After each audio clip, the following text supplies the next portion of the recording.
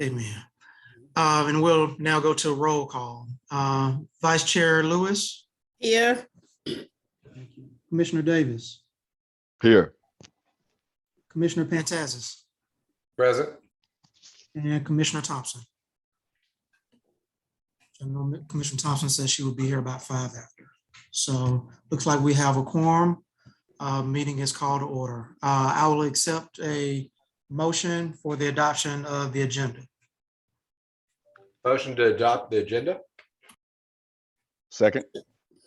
It's been moved and properly seconded that we adopt the agenda as printed. All in favor, let it be known by saying aye. Aye. Aye. Any opposed? All right, that item carries. Now we'll go to approval of the minutes. We have the minutes from the regular meeting of October 26, 2021, as well as the special meeting on September 30th, 2021. Commissioners, I don't know if you had hopefully you had an opportunity to review those minutes. If you have, I will entertain a motion to approve the minutes from August 26th as well as September 30th. Mr. Chairman, I move to approve the minutes for regular meeting August 26, 2021 and special meeting September the 30th, 2021. A second. Second. Moved and properly second that we approve the minutes from the regular meeting August 26, 2021 and special meeting September 30th, 2021. All in favor, let it be known by saying aye. Aye. Aye. Any opposed? All right, that item carries. Any old business to come before us, commissioners or President Northern? I know we discussed, can you guys hear me well? Yes. I know we discussed the naming, so we're pulling a committee together so we can move forward with the recommendation that Commissioner Davis had provided, and that'll be ready should be ready for next month's board meeting. Also, we do have a couple of changes to board meetings that'll be taking place. I know we had some brief discussions about it. Our board meeting fall on, I think one is close to Christmas and one is Thanksgiving during the holidays. So we'll be working with the board chair to try to figure out the appropriate changes for those two board meetings. That's all I had, sir. Any other old business to come before the board? Okay, great. New business.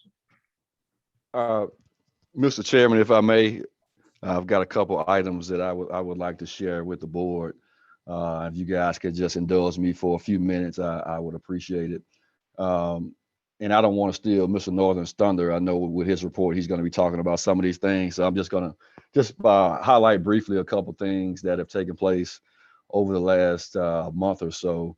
First off, I attended the Shades Empowerment Conference. I think that was last month. And I just want to let the staff and the CPAB board know that you guys put on an awesome event. It was an amazing event. The young ladies there were engaged, they were empowered. And I just want to tell Mr. Northern, your staff, they put on a great event along with President Davis and the CPAB. From the moment I walked into the door, everybody was just welcoming, made me feel special. There's one young lady, I forgot her name. I think she works out at Tom Brown Village. And she stopped me when I walked in the door and we went to the breakout session. She took me on the tour. And I just want to highlight that young lady. I wish I could remember her name, but I think she works at Tom Brown, but she was excellent. And just kudos to you, Mr. Northern, and the CPAB for what you did and the staff.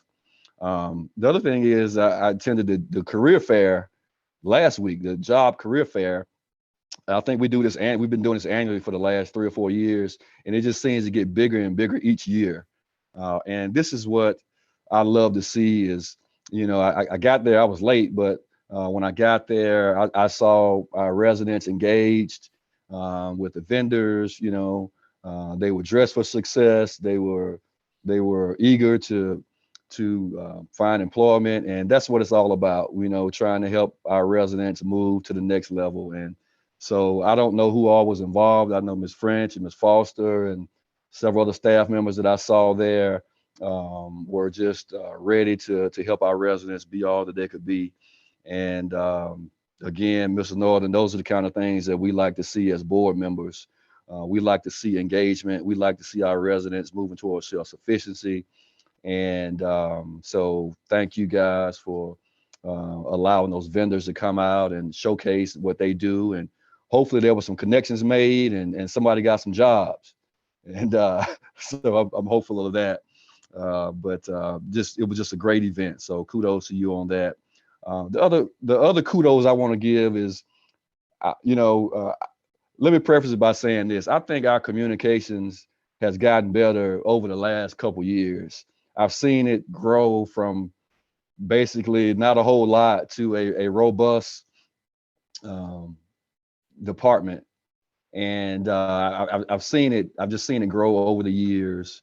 And to be quite honest with you, I didn't know kind of what direction we would go in after Ms. Harris Turner moved on to another position. But I am just so impressed with the communications that's going on here with the Housing Authority. It's really been excellent. And I just want to say that from the bottom of my heart. I appreciate what you guys are doing. You're making the board aware of things that are going on, and not just when things have taken place, but prior to the event, so we can get to the event. And that's something that I've kind of harped on for years. I was like, hey, don't let me know after the event took place. I want to know before the event so I can try to attend. And so I just want to give kudos to Ms. Holland and whoever else works in the department. I don't even know who else works with her or works alongside her. But Mr. Northern, this is the kind of transparency that I've been asking for the last 5 years. Some of the things that you're providing with making the board aware of certain things that are going on. And I just wanted to stop and take time to let you know that I appreciate what you guys are doing in the communications piece. And I was actually at a meeting. This is no lie. I'm telling you, I was at a meeting. It had nothing to do with the Housing Authority, but the gentleman knew that I served on the board. And he said, let me ask you a question. He said, who handles you guys' communications? He said, they are doing an amazing job. Like, he's like, I'm not even affiliated with the Housing Authority, and I know what's going on with the Housing Authority. And so even the outsiders can see what's taking place with the Housing Authority. They can see the changes that we're making. So just want to let you know we're doing a great work, and the community sees that. And the last thing I want to say before I be quiet for a while is that some of you may know, some of you may not know. I've mentioned to a couple people, but I will be stepping down from the Housing Authority Board of Commissioners. Tentatively, December 1st will be my last day. If you need me to stay a couple more days, I'll think about it. But this is kind of bittersweet for me. It's been 8 years that I've served on this board, and it's been one of the highlights of my adult life, working with our residents, our staff, working with our stakeholders. It has been a joy of my professional life. And so it's kind of bittersweet, but God is doing some new things in my life, and I've got to make room for that. And so I've enjoyed working with the staff. I've enjoyed working with my colleagues. And let me say this to my colleagues: you guys are amazing. You guys are talented. You're unique in your own ways. And I've had a pleasure working with not only you guys, but my previous colleagues. It's been a joy to work with you. And even the times that we may not agree 100%, I always knew where your heart was. Your heart has been for the residents. Your heart has been for the people. And I just see the Housing Authority of the Birmingham District is going to go on to greater heights under Mr. Norton's leadership, and Dr. Hood under your leadership for the board. I just see great things ahead, and I just appreciate you guys allowing me to serve along with you. I just want to thank former Mayor Bell for giving me the opportunity, and Mayor Woodfin. We've had a great working relationship where we've been able to move the needle, and so it's just been a pleasure. But just remember this: it's all about the residents. You just stay resident focused, and if you stay resident focused, you can't go wrong. So for me, it's always been about the residents. Every decision that we've tried to make has been about the residents. So again, I'm going to be quiet because I might start crying in a minute if I don't be quiet. So, but hopefully I'll be around for November's meeting. So if I am, I'll give you another speech. That's right. That's right. I appreciate those kind words, sir. And All right. you will be missed. Yeah, Thank you. appreciate that, Commissioner Davis. I just want to make space for commissioners and anybody else that might want to respond to what Commissioner Davis has offered. Well, I can't respond at this time because I may cry and I don't feel like crying today. Today is not my crying day, okay? Well, I'll respond Anytime you briefly. want to, Commissioner Lewis. I'm sure we'll have a more proper send off at the next meeting, but I just want to thank Commissioner Davis for all your hard work. And for those that maybe don't get to see everything you do behind the scenes, you truly have given your heart to the organization, and on so many levels, whether it was things like you mentioned, just, simply attending events and being part of the community in a way that isn't just these board meetings and things. I think it's been, a really good example for all of us, coming in and seeing you on the back end of your time here on how to truly be a positive and influential board member. So I really, appreciate the leadership and guidance you've given us from the day-to-day operations to the board meeting to the national wisdom you've been able to impart from being a part of, housing operations nationally, really. Everything you've done in that capacity and a lot of the hard work you put in behind the scenes, it's been imparted to us to kind of carry that mantle forward. And so I just appreciate you giving it your all like you have for so many years now. And we will miss you, but I think we'll be able to find you if we need to, I'm sure. Absolutely. Absolutely. I'm not leaving Birmingham. That's right. You're not gonna get away from us that easy. That's right. That's right.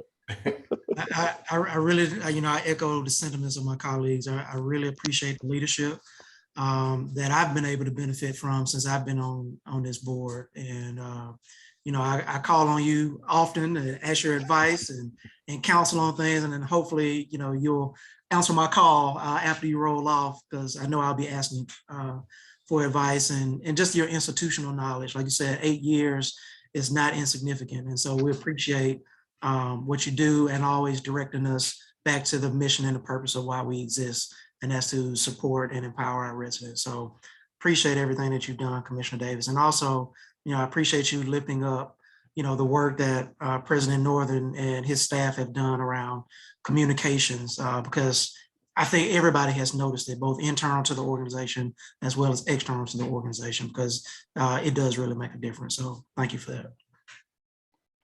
Thank you. Thank y'all for those kind words. Could somebody unmute Commissioner Thompson? It just did. Thank you so much. Commissioner Davis, I just wanted to jump in and say, first of all, they won't let me leave Birmingham. You sure can't go nowhere. So we're gonna stay in this fight together. That's right.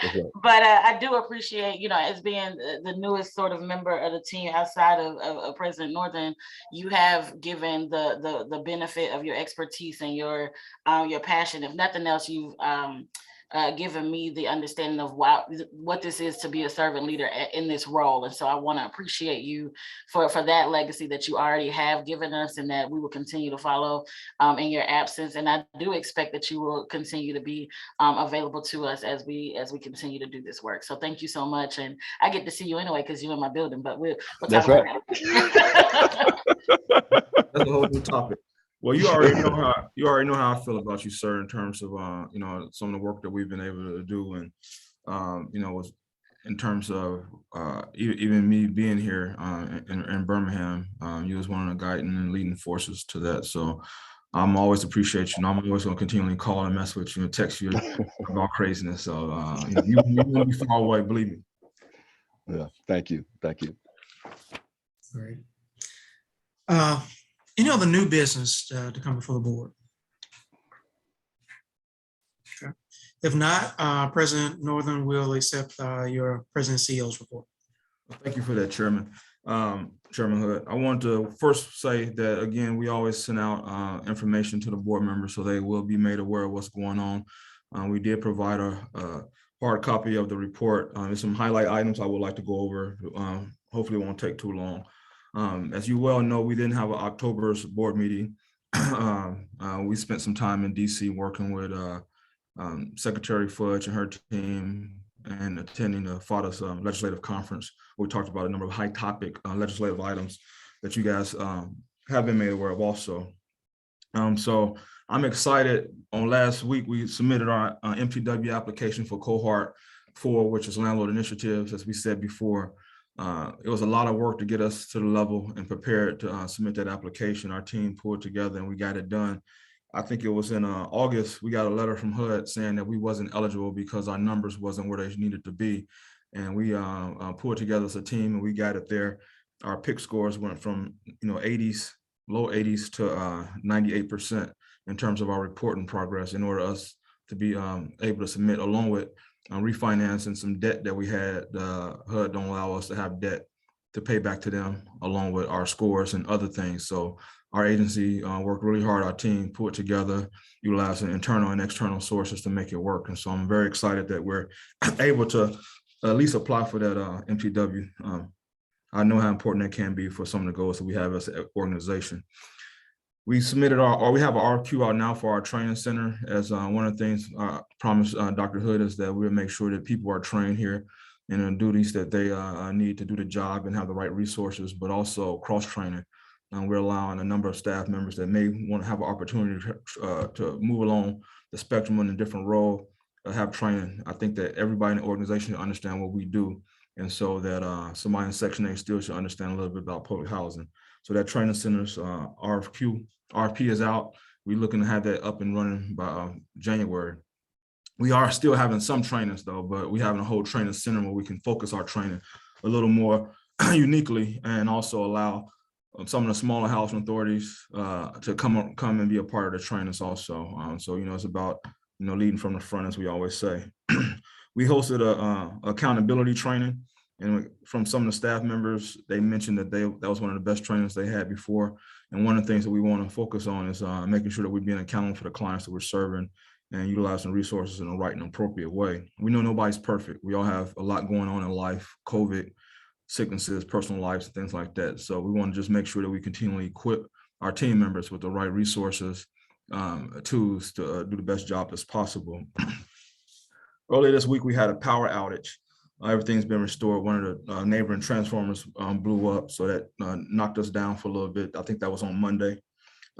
Also this week, Mr. Matthews and myself accompanied Bertha Davis, our resident leader, and Ms. Reynolds to Bowling Green, and saw some amazing work that the Bowling Green Housing Authority, Mr. Williams, was doing.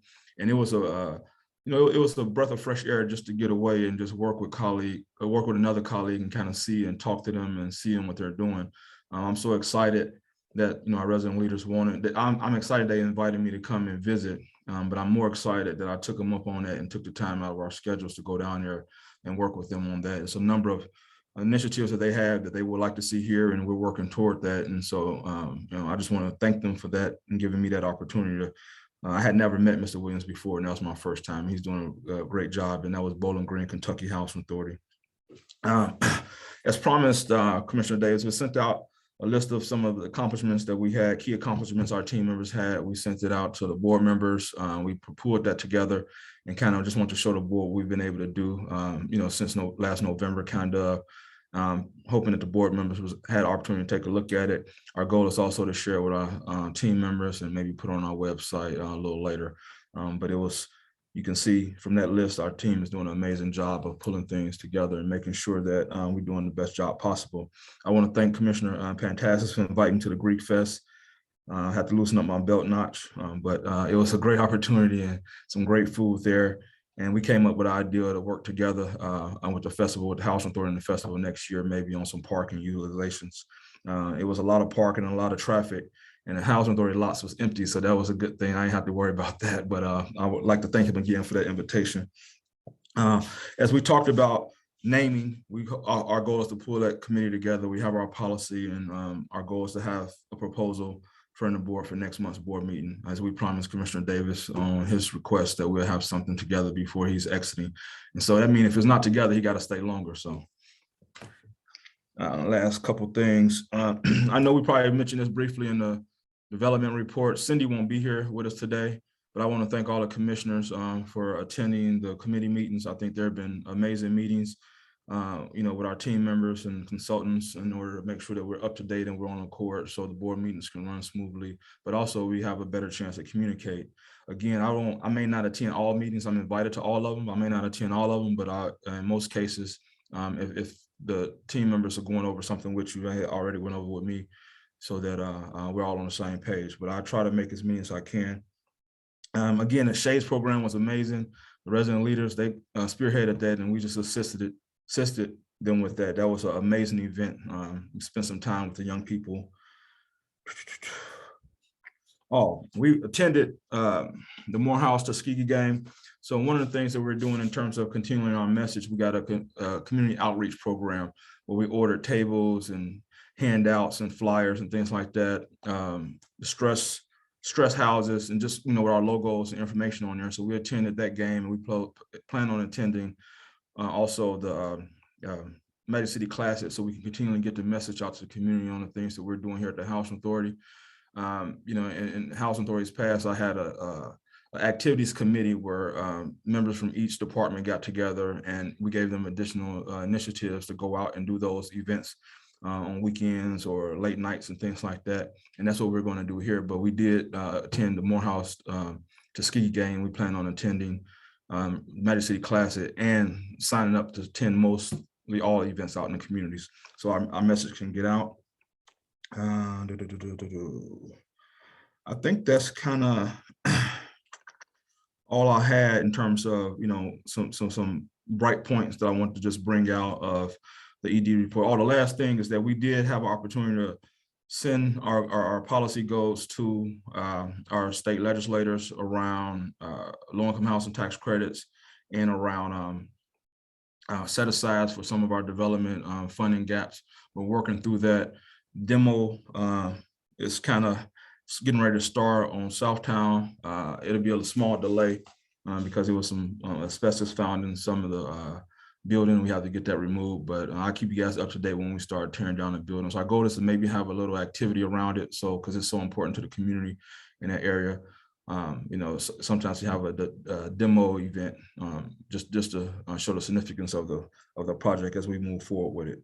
But that's all I had to report.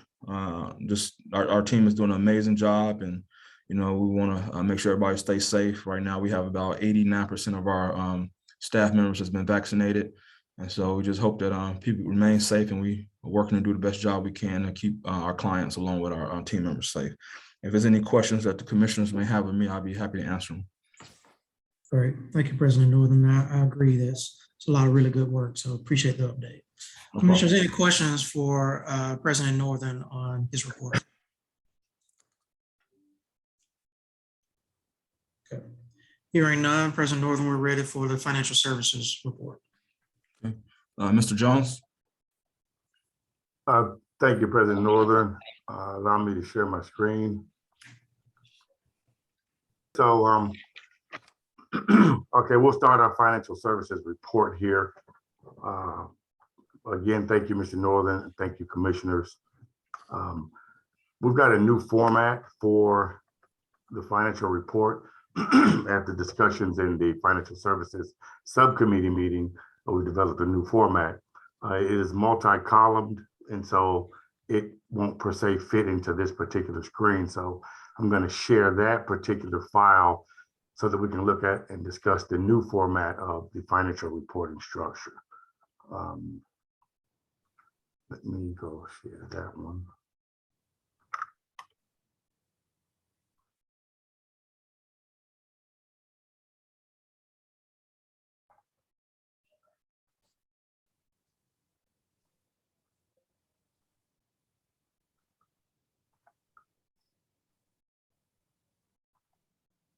Okay, can everyone see this screen? Is there anyone who cannot see this screen? We can see it. Thank you. Sure, okay. So let me first explain the format of our new reporting structure that will be used going forward in our financial presentation.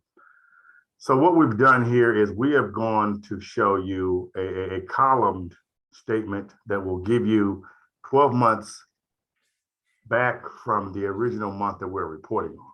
So if you look at column B, we're going to start with 1 year, 12 months back from the current reporting month. So we're currently reporting on July 31st. Oh, let's do it this way. Let's start over here. So let's see. So we're in column N. You see actual July 31st, 2021. That is the column that we're reporting on. That is the month that we're reporting on today. So what we've done is to give you a reflection backwards of how operations have been over the past 12 months. So you can go back here to column B and go forward. You'll see July 2020, August, September, and so on, all the way up to column N, which shows you our actuals that we're reporting on today. Okay. Those are highlighted for emphasis purposes. So then column O will show you what the budget was for July of 2021, which is what we're reporting on today. You'll see column Q shows you the variance between the budget and the actual for July of 2021. Column R is the target percentage. That's going to tell us how much of this budget should be expended or collected as of this point in the year.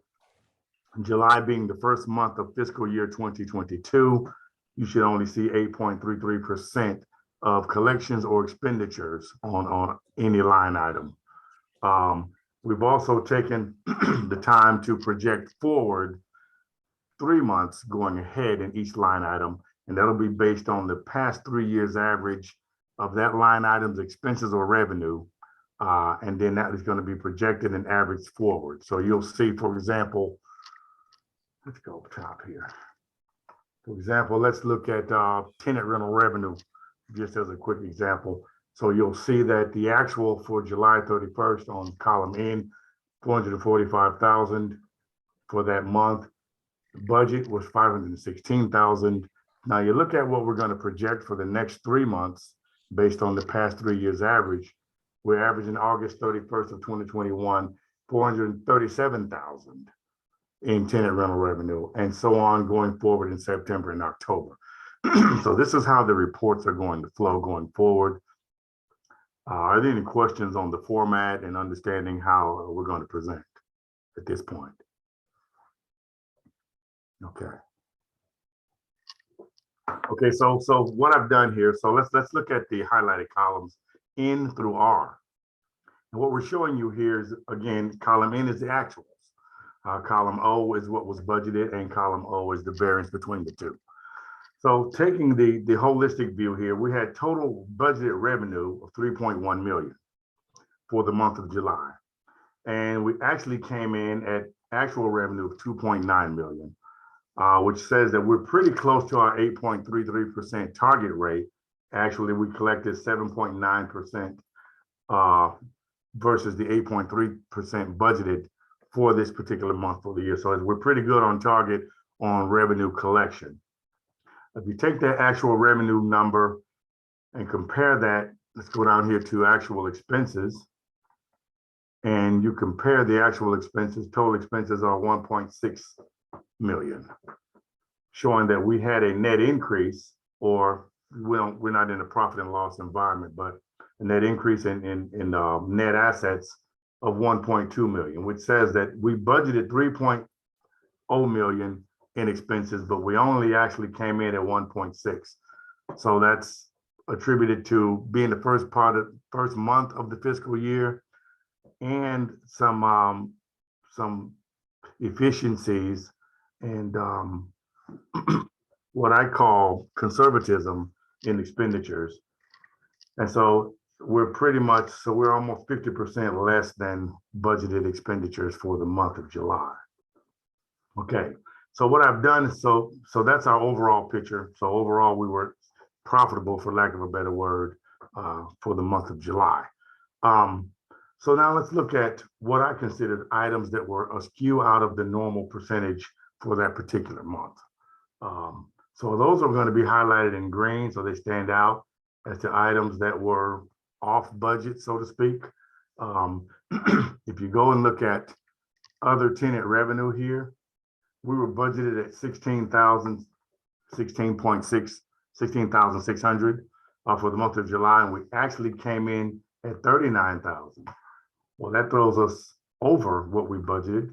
And the explanation there is, so we have move out charges, okay? And those are attributed to damages, appliance damage, appliance loss, and these other charges. And so there was an increase in that area, which brought us more revenue in that area than projected. The other items here are pretty much in line. Operating subsidy was budgeted at 2.2 million. We actually came in at 2.24 million, right almost exactly on what budget was. So that was a pretty good projection for that line item. Management fees on the capital fund, slightly lower, budgeted 294,000, came in at 222,000. So let's look at here, insurance proceeds, which is another green highlighted item. So for the month of July, there were no proceeds that came in, so there were no claims in July, okay, for actual. We're only budgeting $5,000 in proceeds. We're not looking for a lot of insurance claims going forward. If you look back on this line, you'll see that in March of 21 was the last time we had an insurance claim that paid in that month. So that's a good thing that we're not having a lot of claims. So now let's look forward here. Now these three numbers going forward on our projection columns here, they're going to depict an average of the last 3 years for these particular months. So in August, September, and October for the last 3 years, you can see we did have claims. And so that number is slightly higher than actual, but that is based on average based on previous 2 years' actual expenses. So those numbers are based on those months in the previous 2 years. Okay, let's travel down here to tenant services, salaries, benefits, and other. And we can see here we've got 11.4% target percentage. Again, we only budgeted 148,000, but we actually came in at 203,000. So why are we receiving more? Why were there more tenant services paid out than expected? So we had what we call catch-up payments that were made to the resident council for tenant participation funds. We did a catch-up in payments from 2017 forward to 2021, which was not expected when budget time came around. Mr. Northern and the community services group got together and made those payments. So those payments were over and above what was budgeted for that particular month. That's why that line item shows. Mr. Jones? Yes. Let me just jump in real fast. I just want Sure. to make sure the board members understand what we did. And so in prior years, certain requirements that was put in front of the resident leaders in terms of receiving their funding. And what we want to do is make sure, after sitting down with them, I felt, and our team, we felt that it wasn't done fairly in terms of not allowing them to receive the full funding of their funds. And so since we had drawn down some of our capital fund money, we decided to go ahead and make them whole from 2017 to date. And so I think they would really appreciate it, is allowing them to really work and maneuver. And we made everybody whole at once. And so what we did with that is that HUD gives a proration. So the tenant participation funds come in terms of proration that we give to the resident leaders on each community, so they can operate and have planning for things that's going on. So what we decided to do, since we felt that we unfairly withheld that money, we made everybody whole. We didn't base it on a proration. So every tenant leader got money. So if they only got a proration of 80% back in 2018, we gave them that other percentage. We gave everybody 100%, and it's based on like your lease up rates of your unit. So we gave everybody 100% for each unit that they have in their community versus each unit that's leased up, and a proration from that. We felt that we had the money there, and we wanted to make sure that we right that wrong that had occurred. And so we made that happen. So that's why you're seeing that money there, but it wasn't anything that came out of unbudgeted funds, because it was operations funds that came out of capital fund program that we used to pay for that monies that the tenants hadn't received in prior years. So just wanted to make sure you guys fully understood what we did. Sorry, Mr. Jones, you can go ahead now. You're on mute.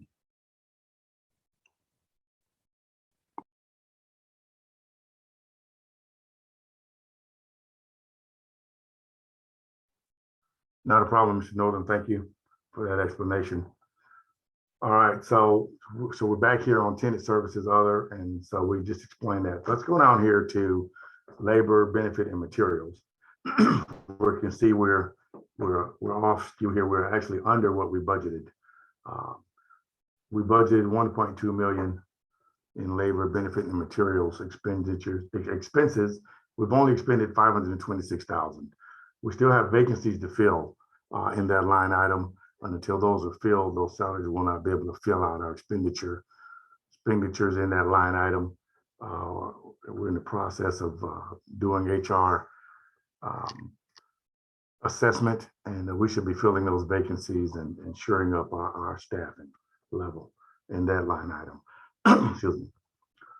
Let's travel down here to protective services other. You can see here we're kind of really askew here where we're budgeting $75,000 per month in expenses for protective services. We've only expended $3,386. We're having an issue here, and I don't understand it because if someone owes us, we should get our invoices out to collect our monies. But we're not receiving timely invoices from the city of Birmingham for protective services. So at this time in July, invoices that should have been received for us to properly expense were not received. So we're only showing what was actually paid up to this point. We're working with the city on shoring up their departments and trying to get us our invoices timely so that we can give you a true reflection of our budget to actual to date, but that's still an ongoing process there with the city of Birmingham. All right, Mr. Jones, yes, sir. I'm gonna jump in again. Sorry, I have a discussion with the city and the accounting department. And they're looking at that, and they discuss and they understand the issues that's occurring, and they discuss possibly building on a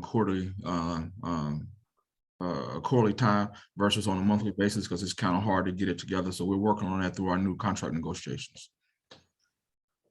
Okay, thank you, Mr. Northern. And what we'll do then is once we start getting a level billing quarterly or however they plan to do it, then we can accrue those numbers forward. Once we know that we're going to get that bill in 3 months, we can accrue the previous 2 months so that we have a better and a smoother budget to actual report going forward.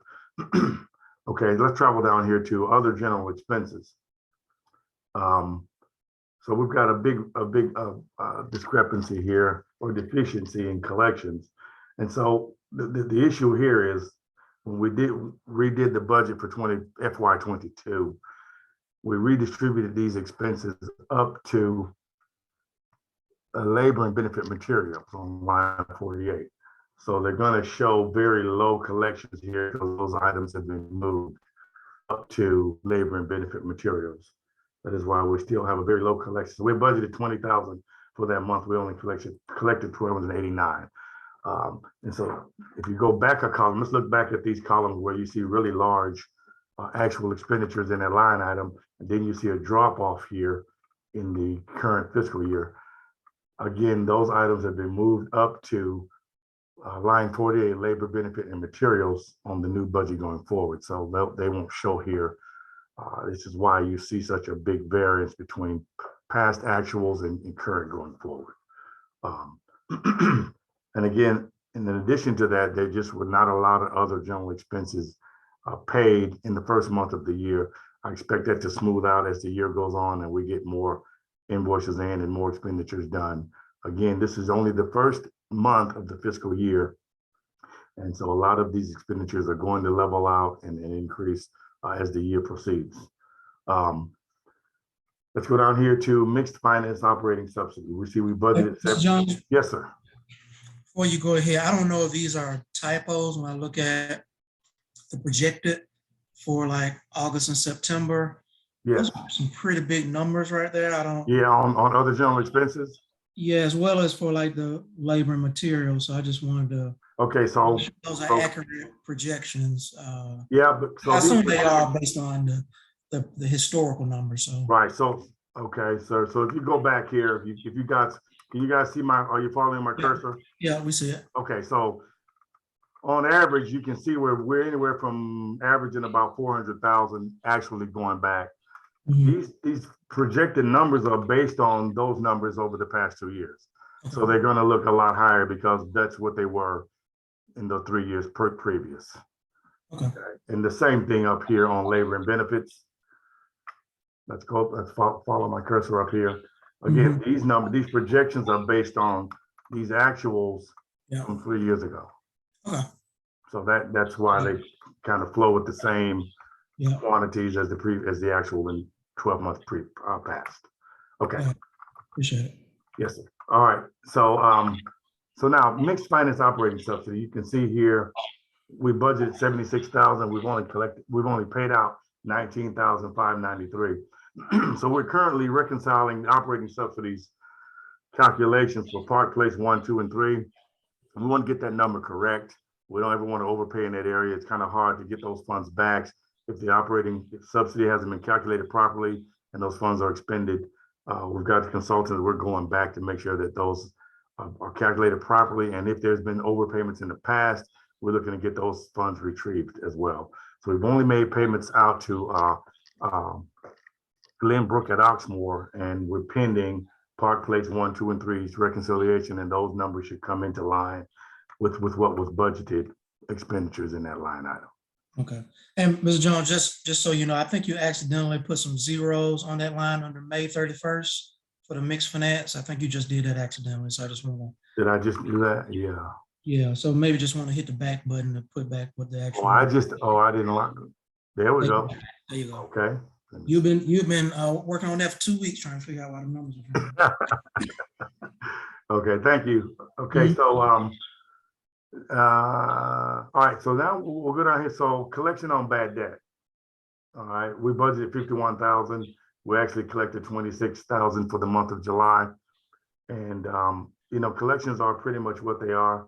They were less than budgeted, and it's based on the company MIS and what they're actually able to retrieve per month. So we budget that, but it's really kind of hard to gauge how much they're going to collect actually based on tax return forfeitures from the state of Alabama. So overall, again, we had pretty good management and steward of these funds. Again, we brought in enough revenue to come home with 1.2 million of the revenue that we collected, which showed that we were pretty frugal and managed the fees well, the revenues well, and so we have an overall increase in net assets. Any questions on the financial reporting and the structure? Anything else that would make things more clear going forward? Okay, hearing none, I'm going to switch back to the PowerPoint here. Let's go back to new share.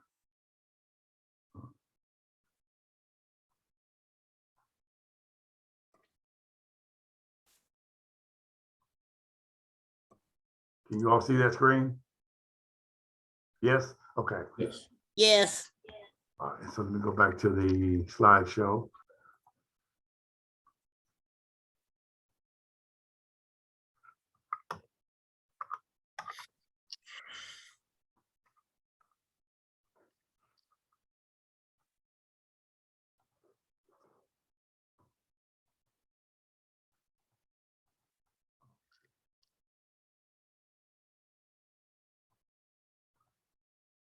All right, let's talk about CARES Act expenditures at this point. The total amount of CARES Act funds awarded was 4.7 million.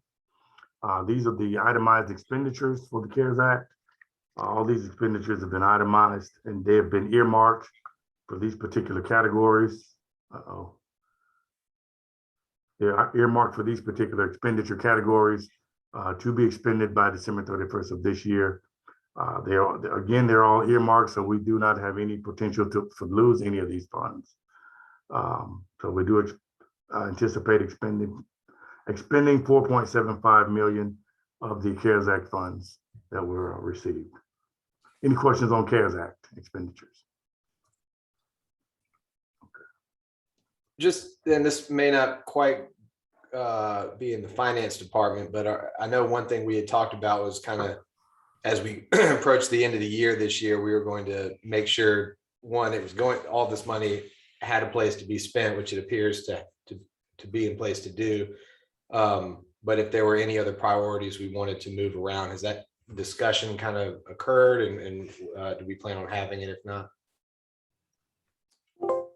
Yeah, well, we did.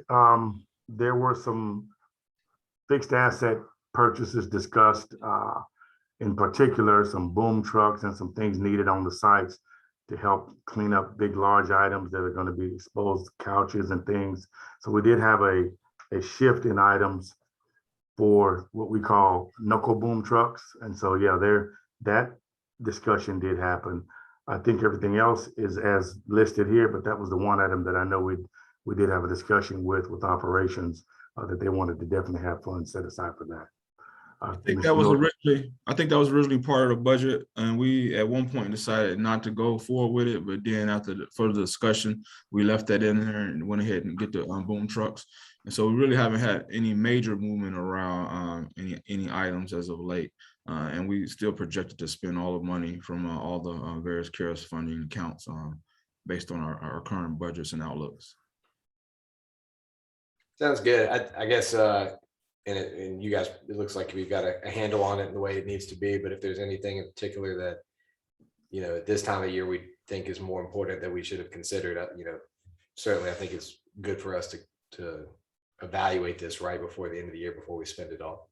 Yeah, but you know, one of the things that we did do, sir, and I'm going to credit Mr. Jones and his team and some of our consultants. We've been looking at all our available funding and our capital fund programs along with CARES Act and trying to make it work together. As you know, earlier we did a revision of our capital fund money and reallocated monies and put things in different buckets. One of the things that we did was security camera upgrades and lighting and license plate readers. We put some money in terms of connectivity. We put some money in some of the other areas, but utilizing these funds along with our current budgeted monies funding, we think we're in pretty good shape. But if there's anything to come up with, be sure to let you guys know. Okay. Any other questions on CARES Act expenditures? I do. Yes, ma'am. I just, the PBRA program, are they not eligible for any CARES Act funds at all?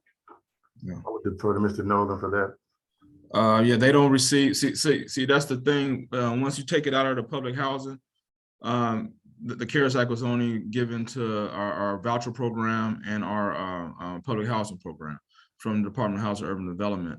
Actually, PVRA is multifamily housing now. So it's a whole different category. They didn't get any funding.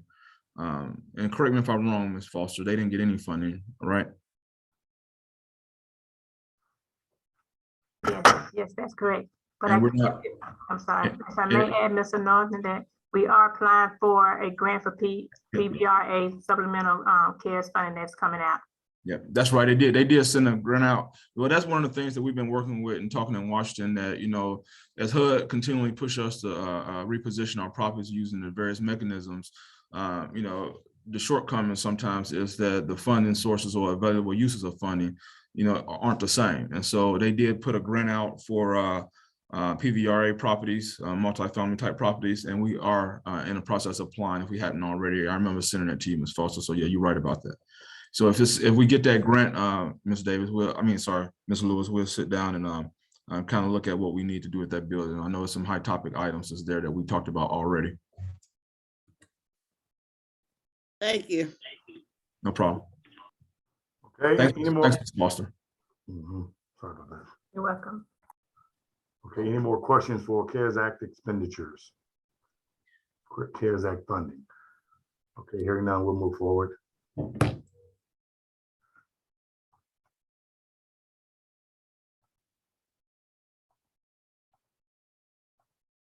Now we're going to get into charge offs for August and September.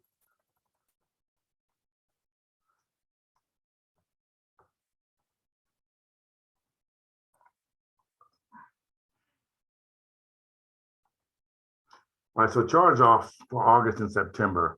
August, we had a total of $8,007 in charge offs. In September, we had a total of $30,571 in charge offs. And you can see how that breaks down between rent, legal maintenance, and minus less any security deposits. For total charge offs for the 2 months of $38,578, We were able to pull in collections of 4,706 for a net charge off for August and September of 33,872. And I guess that asks for the board to move to have those charged off, accept those charge offs. Jones, just as a clarification, I'm looking at the in the board report for the August charge offs. Number is $7,650. 1 second.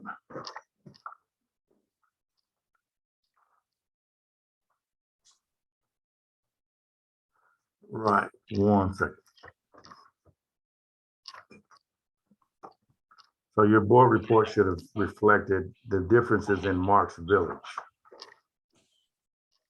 So you guys, we were March seeing, Vigil was about $5,000. right, the difference is there. The numbers, the Marks Village number is not correct on the copy that you have. So we need to send you all an updated copy where Marks Village's number has the correct amount on it.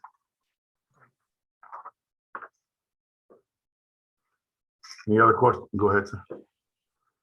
Any other questions on charge offs? With the exception of that, so this is the actual number. We need to get you an updated board report of those numbers. But what you see here on the screen is what we're asking to be accepted as charge offs with the receival of the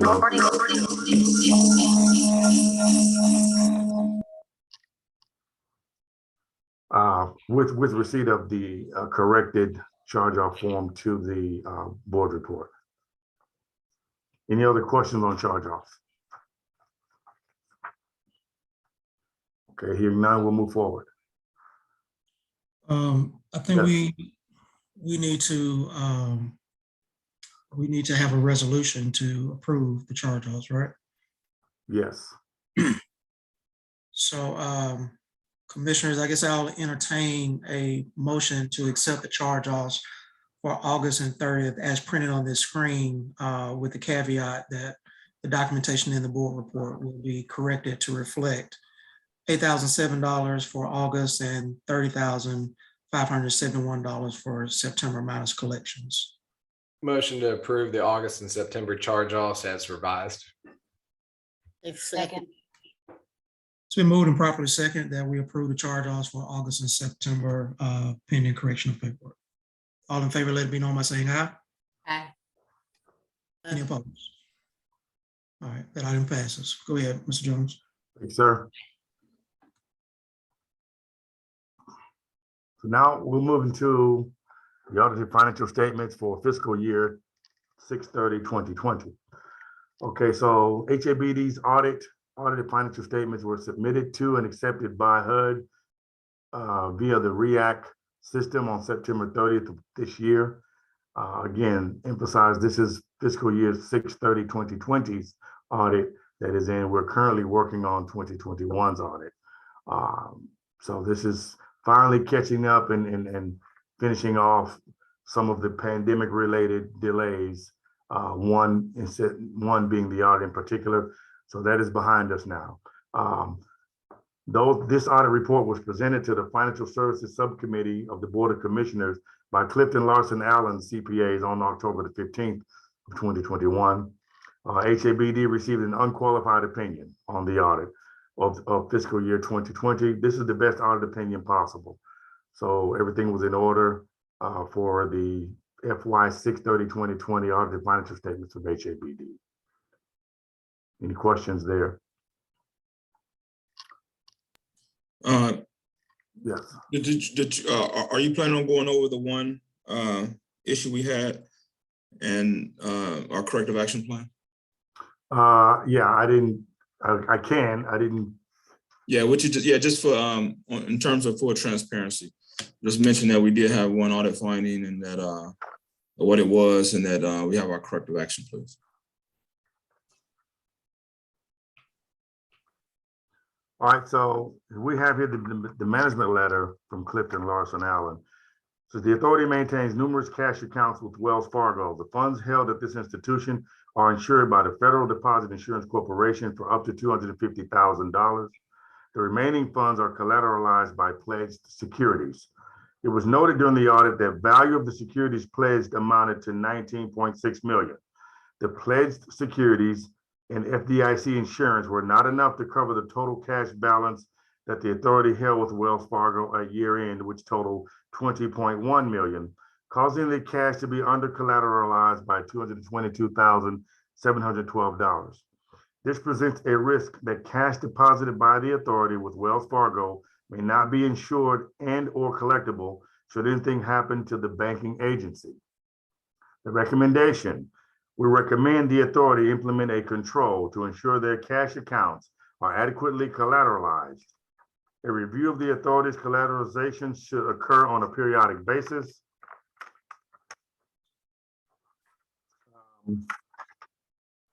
Maintenance of capital assets. A schedule of capital assets should be maintained as assets are purchased and disposed of. The schedule should include the date the asset is acquired, a description of the asset, the vendor name, and the amount.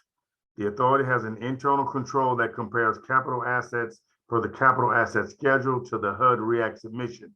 However, it was noted that there were several unreconciled differences when reviewed by each line of business, i.e. fund. In addition, there were several capital assets on the capital asset schedule that did not have an in-service date. Without an in-service date, it is not possible to recalculate accumulated depreciation. Let me add to that, some of these assets go back several years to prior to any of our tenures. And so some of this information actually just can't be gleaned at this point. And after a certain time, those assets will be written off the books anyhow. This is just my take on it to kind of explain that a little bit better. Here's a recommendation. We recommend the authority reconcile their trial balances to the capital asset schedules. Any differences should be investigated and adjustments should be made to either the capital asset schedule or trial balance to ensure all capital assets are accurately recorded. We also recommend that in-service dates be maintained on the capital asset listing to more accurately track and calculate depreciation expense. The authority should do a review of all existing capital assets and add in-service dates to the capital asset schedule. Currently, the authority is using an Excel file to reconcile and track capital assets. We recommend the authority track capital asset activity using Yardi or another third-party enterprise software. Capital asset represents a significant portion of the authority's assets. The authority currently has over 340 million of capital assets and thousands of individual assets. A lot of this is also attributed to the conversion to Yardi. And so this is all being worked out now with the consultants we have on hand along with myself and staff. And we will have to report on this in the next audit, and we should have a clean opinion on this particular finding. On the unsecured bank account, what's the solution there? Solution is once we reach that, we need to pull that amount into another institution where we fall underneath that insured amount level. Gotcha. Yes. Okay. So per the audited financial statements, we need to let's see here. Where are we? We've got to enter. Here we go. Here again, we're requesting board action through a resolution. Housing Authority of the Birmingham District request for board action. Approval of the Housing Authority of the Birmingham District audited financial statements with independent auditors report for the period ended June 30th, 2020 on October 21st of 2021. Introduction: the authority contracted with the firm of Clifton Larson Allen LLP to conduct a fiscal audit for the period ended June 30th, 2020. The auditors completed the fiscal audit for the period ended June 30th, 2020 and prepared the audited financial report. The purpose objective: this audit was performed in accordance with generally accepted auditing standards established by the American Institute of Certified Public Accountants. The standards are set forth for financial auditors in the General Accounting Office, Government Auditing Standards, as amended, the provision of the Federal Single Audit Act amendments of 1996, and U.S. Office of Management and Budget Super Circular audits of states, local governments, and nonprofit organizations, and SAS 29 reporting requirements on a financial data schedule. The board's acceptance of the audited financial statement is necessary for HABD to provide the financial statements to outside entities. There is no policy impact. HUD funds the audit costs under the site central office in Section 8 budgets.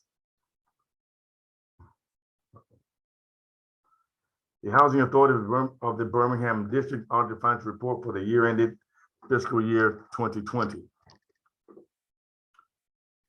There are no alternatives. The recommendation is that the President CEO recommends that the board approve this request. The request action is in conformance with all legal, policy, or regulatory requirements. Housing Authority of the Birmingham District Resolution number 2021-126569. Resolution accepting the audited financial statements with independent auditor's report for the period ended June 30th, 2020. Resolved by the Commissioners of the Housing Authority of the Birmingham District that the audited financial statements with independent auditor's report for the period ended June 30th, 2020, as issued by the firm of Clifton Larson Allen LLP be accepted, adopted this 21st day of October, 2021. Thank you, Mr. Jones. Just clarify, we haven't adopted it yet. Commissioners, do you have any questions about the financial statements and the independent auditor's report?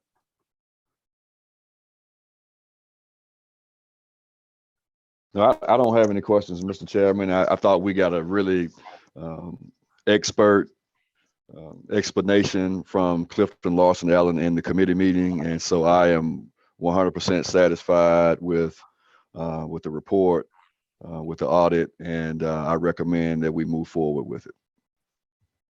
Great, thanks. And just as context, commissioners, Commissioner Davis and I was on a call with Mr. Jones, President Northern, and the auditor last week, and we went over it. So as Commissioner Davis said, I'm comfortable with the work that was done by the auditors.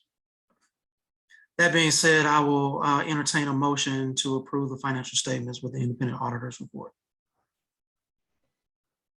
Motion to approve the Housing Authority of Birmingham District audited financial statement with independent auditor's report for the period ending June 30th, 2020. A second. Been moved and properly second that we accept the audited financial statements with independent auditor's report for the period ending June 30th, 2020. All in favor, let it be known by saying aye. Aye. Aye. Any opposed? All right, that item carries. Thank you. Go ahead, Mr. Jones. Thank you.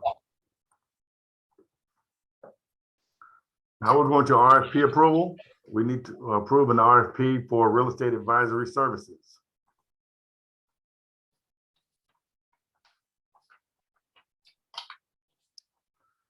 Housing Authority of the Birmingham District request for board action, approval of award of contract for real estate development advisory services, October 21st, 2021. The Housing Authority of the Birmingham District requests proposals from qualified contractors to provide real estate development advisory services. The purpose of this request for board action is to obtain board approval to proceed with the recommended firm to provide real estate development advisory services. A request for proposal was published to secure real estate development advisory services, a real estate development advisory services provider. The RFP was emailed to 27 firms, available in the HABD central office for 46 consecutive days, posted on the HABD and Housing Agency Marketplace websites, also advertised in the Birmingham News and Birmingham Times. 4 firms or individuals submitted proposals in response to the RFP. All proposals submitted were evaluated by the committee appointed by the President CEO. All 3 firms scored in the competitive range of 70 points or above. A best and final offer was solicited. Herrera and Associates received an overall score of 85 points and submitted a responsive and responsible offer. Therefore, management recommends award of a contract to Herrera and Associates to provide real estate development advisory services. The policy impact is the source of these funds comes from business activity. Mr. Jones, just Yes. if I can just add, Herrera and Associates is the current firm that's working with us in terms of our development services. As the board members can remember, back in November, since we didn't have a person in that role, as I was coming into the Housing Authority's role, the leadership role, we worked with HUD to secure Ms. Herrera to come in and help get us in line with our services. And so, she's been doing her and her firm has been doing an amazing job at keeping us on top of what we're doing as we move forward on major development activities. And it's important that we continue that momentum. And she also scored in the highest and very suitable. So just want to add that just so clarity's sake, the commissioners can understand that this is the same firm that we've been working with already. Thank you, sir. Attachments, average ranking and scoring summary, list of firms that were sent a copy of the RFP, a copy of the RFP, and a copy of the recommended proposal. All that's available. There were no alternatives. The recommendation is the president CEO recommends that the board approve this request. The request action conforms with legal, policy, and regulatory requirements. Housing Authority of the Birmingham District, resolution number 2021-12567. Resolution approving the Real Estate Development Advisory Services contract.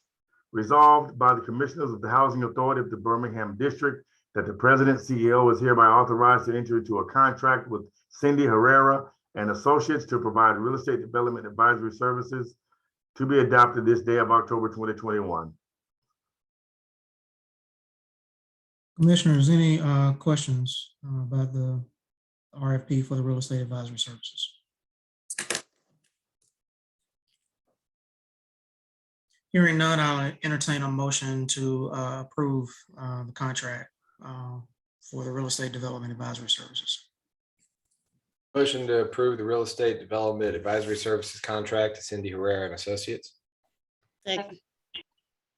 Been moved and properly second that we approve the real estate development advisory services contract for Cindy Herrera and Associates. All in favor, let me know by saying aye. Aye. Any opposed? Aye. Right, that item passes. Thank you. Okay, with the passing of that resolution, that concludes the financial services report to the board. Any questions on any of the items in the previous report? Thank you for your time. Thank you, Mr. Jones. Appreciate you. Thank you. President Dorgan?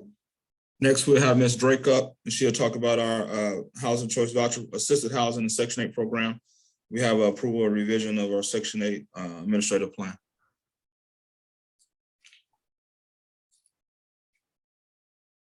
Ms. Drake. Good afternoon.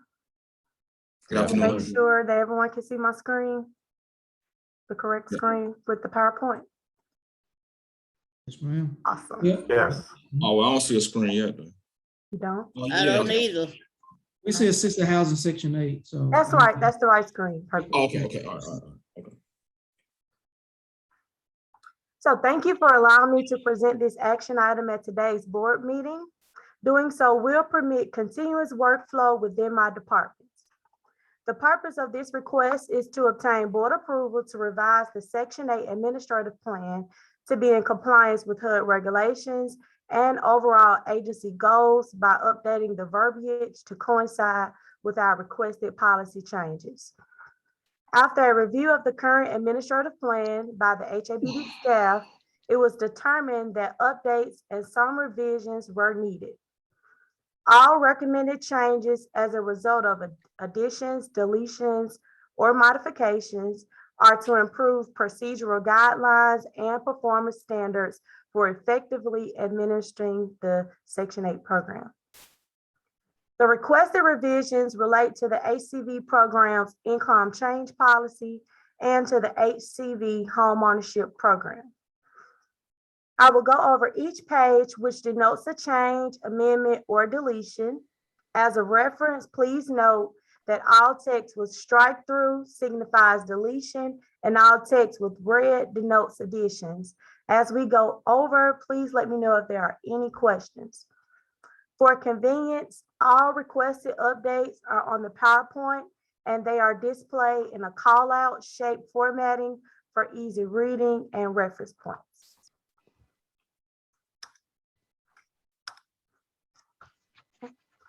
The first one, which is the interim change policy, that's what I'll go over first. Our goal is to update the policy to reflect those clients that are participants of the Section 8 HCV program be required to submit increases in income during their annual recertification period only. Currently, we require our clients to submit all changes, whether it's an increase or decrease, within 10 days of the said changes. With the new policy, it affords the families an opportunity to not only be under a less restrictive income reporting guideline, but it will also afford them an opportunity for their renter share to not be immediately increased due to them obtaining employment or other sources of income. And it also is one less administrative burden that our employees do not have to complete, in which they will have more time to work on other productive tasks. HUD regulations afford all PHAs the opportunity to create and adopt their own interim change policies with minimum required processes from HUD. So this first page that you see on the screen, it requests to amend the policy to reflect that the family will continue to report their decreases or their losses in employment. And it's also requesting to delete any verbiage that includes the starting of benefits or income. And as you can see, this is denoted by the call out.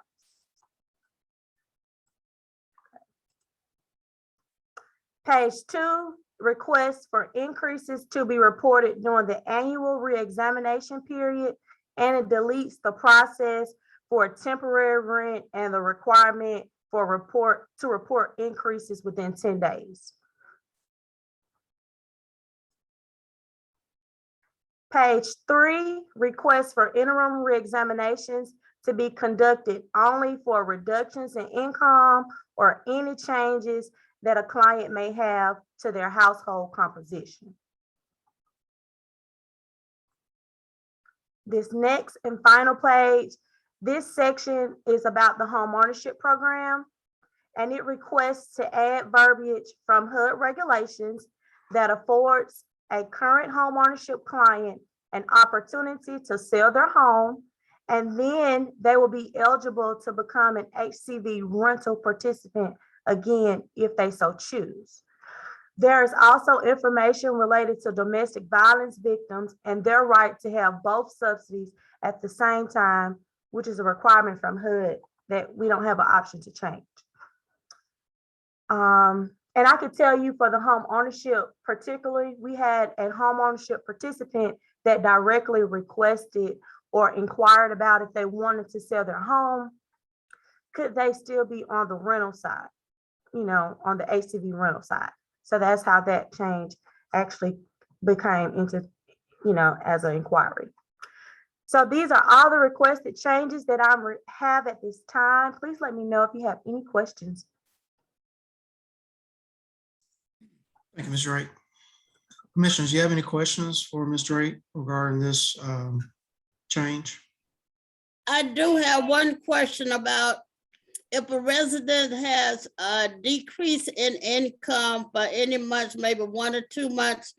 Now, are you saying she gotta wait until recertification, or does the rent roll on even though they did not have an income for a month or 2? Great question, Commissioner Lewis. They will only be required to wait when they have an increase in income. So that way they won't be affected immediately with their portion of rent being increased. Any decreases or changes in their household, they will continue to report those when they happen.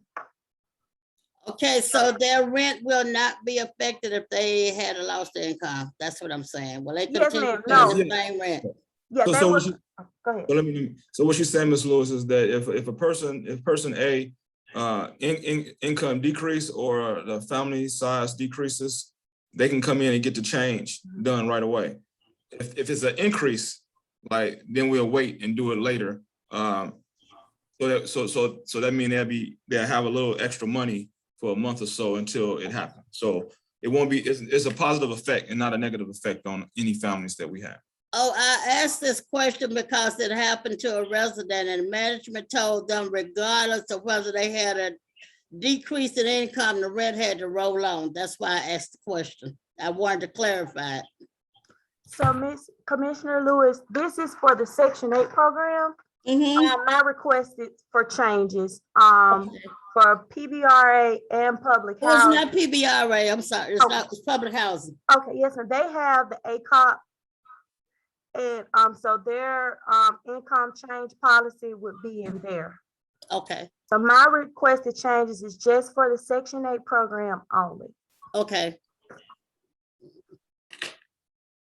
Thank you, Ms. Drake. Thank you. Thank you for that question, Vice Chair Lewis. Any other questions? If not, I'll entertain a motion to approve these revisions to the Section 8 administrative plan. Motion to approve the changes to the Section 8 administrative plan. Second. It's been moved and properly seconded that we approve the requested revisions to the Section 8 administrative plan. All in favor, let it be known by saying aye. Aye. Any opposed? All right, that item passes. Thank you, commissioners. Thank you, Ms. Drake. At this point, we are opening the floor for presentations by persons desiring to speak before the Board of Commissioners. Before you speak, you just let you know, please acknowledge yourself and then wait for me to acknowledge you. And if we can keep it short, that would be great. Yeah, that's a. Dr. Hood. Yes. Hello, I'll take care of Amy still. Okay. hello.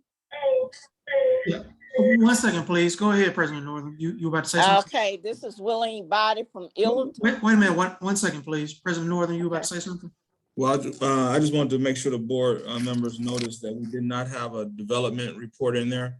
That's because we'll be coming to the board next month and talk about development activities as we're finalizing the scoring of our RFQ and moving forward. We did talk in the real estate development subcommittee, but the only real development item is that we're waiting now to get started with both partnerships, Woodlawn Foundation and on the South Sound development. So.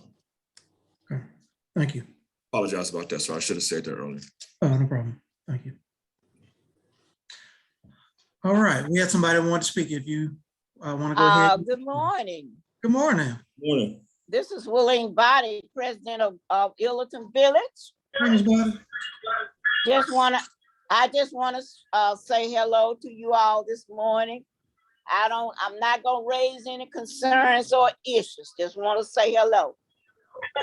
Well, great. Good to hear from you, Ms. Body. Wow. Totally appreciate that, Miss Body. Mr. Norton, I know you've been getting my emails. You know, they told me I'm a prolific emailer. Well, that's because we got prolific problems over here. I'm not gonna get into that this morning. I will leave that for future purposes. Well, you know, I get your emails because when they come, I make sure I get them off to my team and we get it done. So I appreciate those emails. I am gonna. A resident / client did ask me for the person's name that's over Mr. Blankenship. If you don't mind, Mr. Northern, if would you email me his email and name, please? Yes, I'll do that. Actually, he's on a call with us now, so he's probably sending you an email now. Okay, please do. And I will see you all next month. Okay, very good, man. You have a good day. Thank you. Same to you. Good evening. Hey, good afternoon. Good afternoon, This is Miss Davis. Ms. Davis. This is Miss Davis. Miss Davis. Hey. Oh, you're so funny. First, want to talk about Cordell. I want to let him know that he is truly going to be missed and that we love him and hope that he still be a part of everything that we do. I can say everything that we put on, or every program, every dinner, he was there. And I want to thank him for that. That he became not only just a member of the board, but he came like a member of the family. And so anytime we had any concerns, he exactly would come up and talk to us and help us figure things out. And we're gonna miss that. And so I want to let you know that we love you and we're going to hopefully keep you around. We're getting ready to do the boys summit in March. And I asked him to be a part of it. And so he did say yes, and I'm going to hold him to it. As well as you other men that are sitting on the board. We want to do a 2-day summit for our boys in public housing. It is so important that we do this to let them know that we care about them and want to help them move forward in the right way into their life, okay? That's right, Ms. Davis. Ms. Davis pulled up on me the other day. It was like, you need to be here in March. I was like, Ms. Davis, I'm not doing spring break for my kids. So she made sure we was gonna schedule it when I'm not on spring break, so I can be there. So thank you, Ms. Davis. Okay. Well, Ms. Davis, I appreciate those kind words, and I love you back. And it's been my honor and a pleasure to work with you and the CPAB. And you know, anytime you need me, I'm just a phone call away. I don't have to serve on the board to do what I do. And so you just know you have my number, and you know I'll be there for you. Thank you so much, Mr. Norton. Thank you. I want to say Yes, to ma'am. you, It's your turn. thank you for taking the time to go with us to Boulder, Kentucky to see what we saw Yes. and to get the feel of it, the things that we want to bring back from there to Birmingham that will impact our residents tremendously. And you took the time, and I would never forget that ever.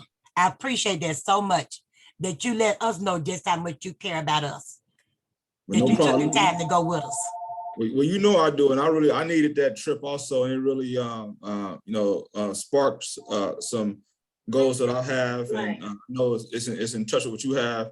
And not only did I take the time, I was so impressed. I'm so thankful that you allowed me to meet him and see what they're doing down in Bowling Green, up in Bowling Green. But I was so impressed with what was going on. I stayed longer. I wasn't even planning on staying the night. I stayed for 2 days to make sure that I was able to get it all in. So it was very impressive. And as we move forward and align some things together, Mr. Matthews had an opportunity to go too, but I wouldn't even have a problem having other team members go down and just take a look at it so they can just kind of the energy and synergy around what we can do for the clients that we're serving. So I want to thank you and Ms. Reynolds for that. Thank you so much. And to all of you all, I appreciate the work that you're doing. We really feel like we are cared about. Until I say different now, right now, I got your back. Okay. All right. Thank you, Ms. Davis. Thank you, Ms. Davis. Thank you all, okay? Yes. Bye. Anybody else want to speak for the board? Mr. Embry, I saw you came off of mute. I didn't know if you wanted to share anything or not. Oh, I'm sorry, I forgot. I should have went back on mute. But Miss Body, we've talked. I think I'm the one who told her she's a prolific emailer, and I mean that in a good way because the more we hear from our clients, and Mr. Northern will tell you this, the better we can do our jobs. And so I did email you, Miss Body, if you're still around. But I know you have my information. Use it anytime. Thank you. I was just texting you, Steph, to make sure you emailed. Perfect. Anybody else?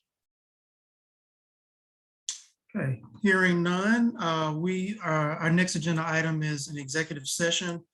Our attorney, representing from our general counsel, are we in a position that we can go into executive session?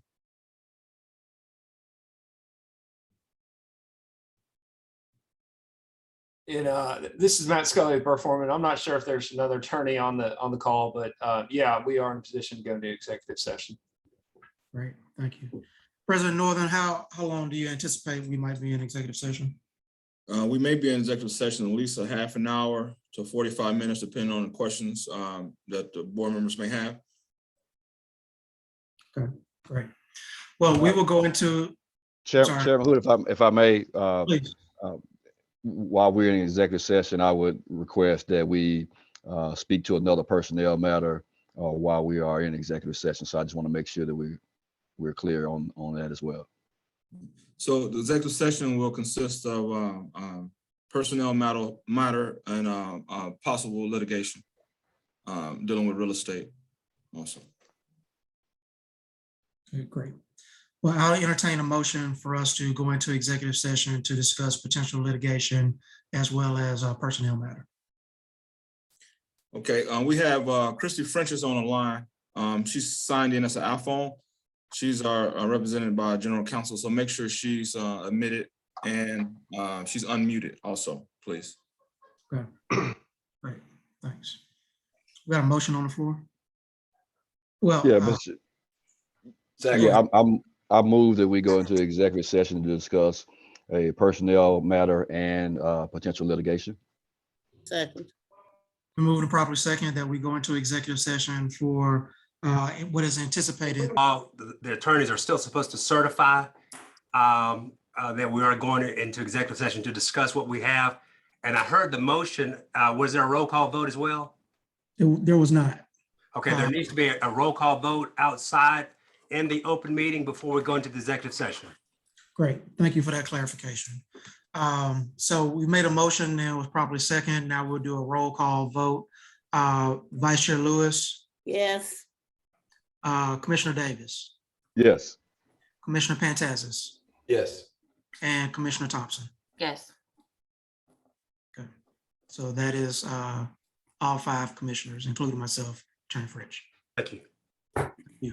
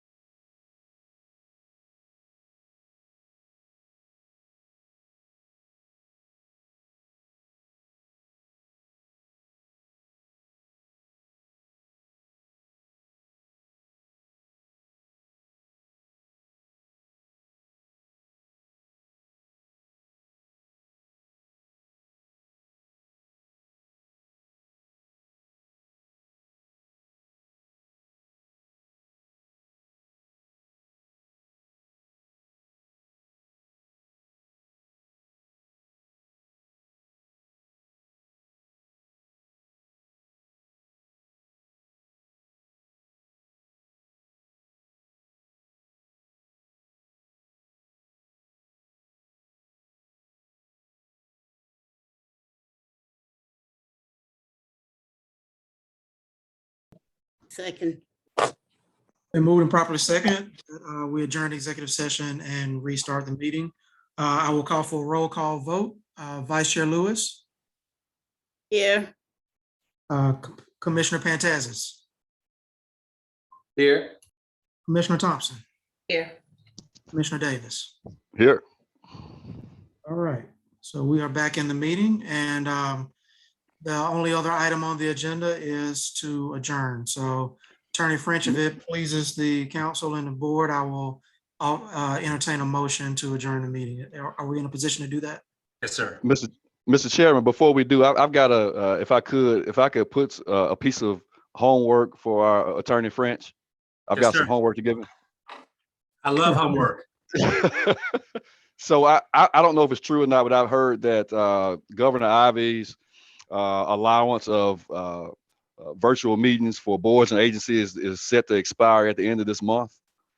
And so I don't know. I just want to make sure that we're in compliance moving forward, that we are able to have virtual meetings only, or if that, if that is a law that is about to expire, then I guess we would need to make that known and make sure that the board knows that we have to have live meetings. Now, Actual meetings.